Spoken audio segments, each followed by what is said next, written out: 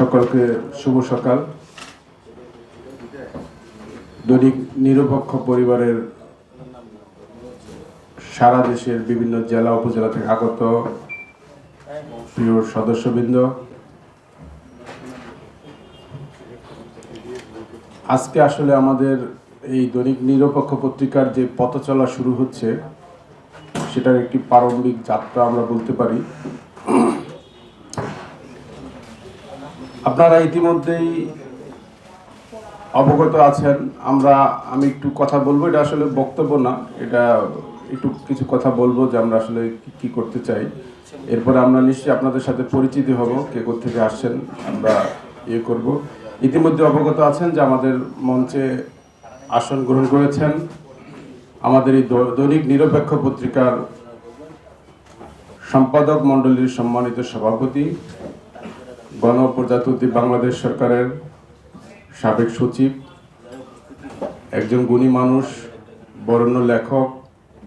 যারা তাকে ব্যক্তিগতভাবে চেনেন তারা জানবেন যে তিনি আসলে কত বড় রূপের মানুষ। তিনি আমাদের মাঝে আছেন, তাকে আমরা শুভেচ্ছা জানাই, আজকে অনুষ্ঠানে আসার জন্য স্বাগত জানাই। অধ্যাপক ডক্টর মোহাম্মদ জকরিয়া স্যার আছেন, উপস্থিত আছেন আমাদের পত্রিকার যুগ্ম সম্পাদক, আরেকজন বরেণ্য লেখক, গবেষক, সিনিয়র সাংবাদিক জনাব মোহাম্মদ আতাউল্লাহ খান।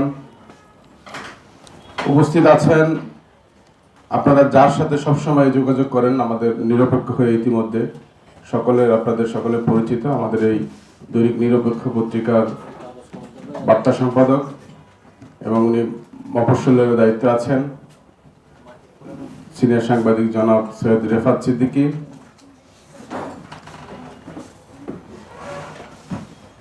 উপস্থিত আছেন আমাদের দৈনিক নিরপেক্ষ পত্রিকার সিনিয়র সাংবাদিক,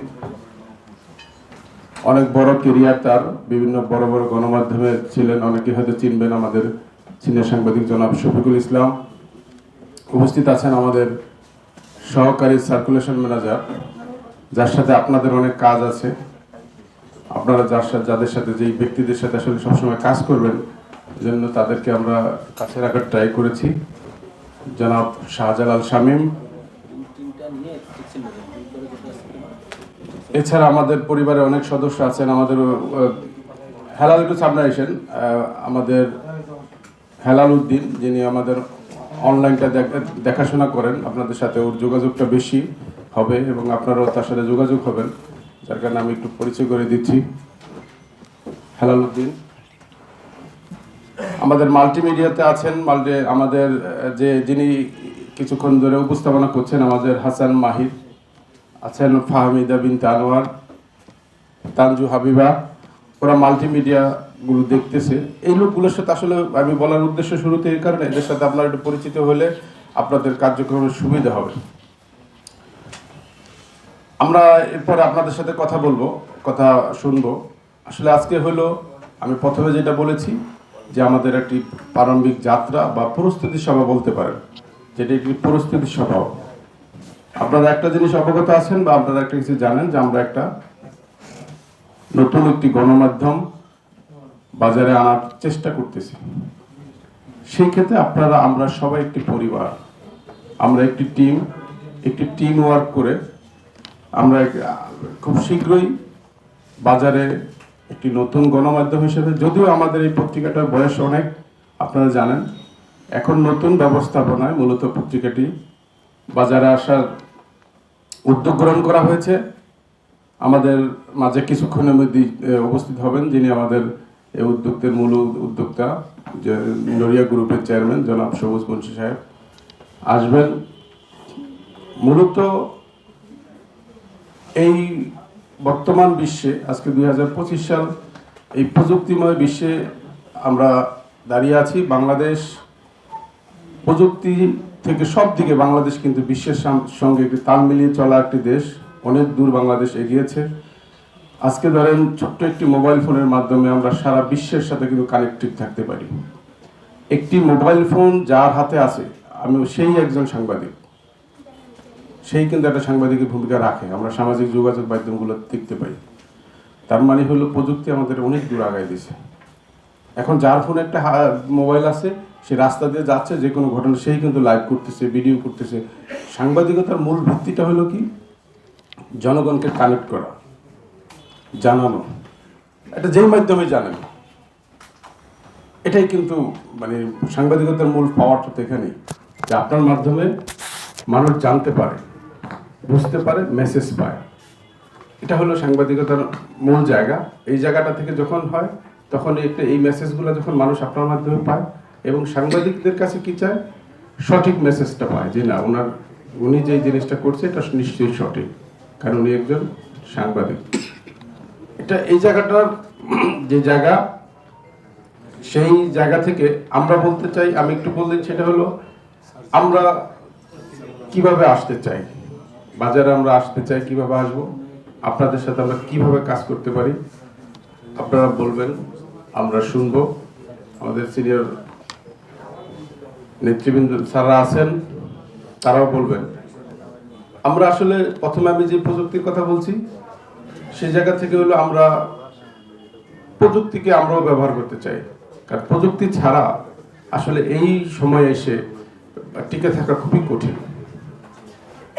আমরা সেই জায়গা থেকে প্রিন্ট মিডিয়ার পাশাপাশি আমরা আমাদের অনলাইন প্ল্যাটফর্মগুলো, আমাদের ইউটিউব চ্যানেল করা হয়েছে, আমাদের অনলাইন ভার্সন আছে, ই পেপার আছে, এবং আমাদের সামাজিক যতগুলো প্ল্যাটফর্ম আছে, ইনস্টাগ্রাম, তারপর টুইটার, সব প্ল্যাটফর্মগুলো আমাদের অলরেডি তৈরি করা হয়েছে।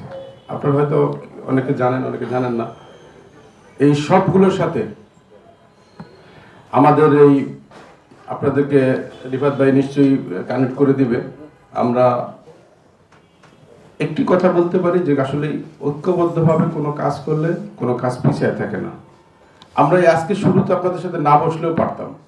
আমরা কিন্তু কোনো প্রতিনিধি সম্মেলন করতেছি না, জাস্ট আপনাদের সাথে শেয়ারিং করা, যে আসলে আমরা বাজারে যেতে চাই, আপনারা কিভাবে চান, বা আমরা সেভাবে পারি কিনা, বা আমরা কিভাবে চাই, আপনারা সেটার সাথে আছেন কিনা, এটাই আর কি।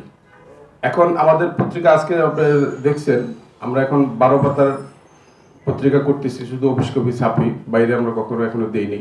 আজকে আপনাদেরকে, যেহেতু আপনারা আমাদেরই লোক, আপনারা দেখবেন, ভুলভ্রান্তি থাকতে পারে, পরামর্শ নিব, জাস্ট এই জন্যই। আমাদের পত্রিকাটা মূলত হবে 12 পাতা। আমরা হয়তো 2-1 দিনে বিধি 12 পাতা ছাপবো, বাজারে যখন দিব তখন 12 পাতায় দেখবেন। এরপরে আমরা মফস্বলটাকে খুব গুরুত্ব দিতে চাই, কারণ মফস্বলটাই আসলে তো একটা দেশের প্রাণ। রাজধানী কেন্দ্রিক খুব অল্প সংখ্যক লোকই বসবাস করে।